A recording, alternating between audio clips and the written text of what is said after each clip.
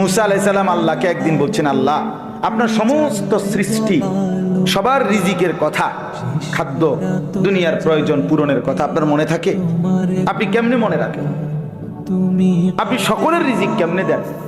আল্লাহ তাআলা বললেন, মুসা তোমার সামনে একটা বড় পাথর আছে, তোমার হাতে লাঠিটা দিয়ে ওটাতে একটা বাড়ি মারো। তাফসিরে রুহুল মাআনিতে আমি নিজে পড়ছি, আরবি তাফসির। মুসা আলাইহিস সালামকে আল্লাহ বললেন এই পাথরটার মধ্যে লাঠি দিয়ে আঘাত করো। মুসা আলাইহিস সালাম আঘাত করলেন, লাঠির একটা পাট মানে একটা অংশ পাথরের ভাঙ্গা পড়েছে। মুসা আলাইহিস সালামকে আল্লাহ আবার বললেন, আবার লাঠি দিয়ে আঘাত দাও।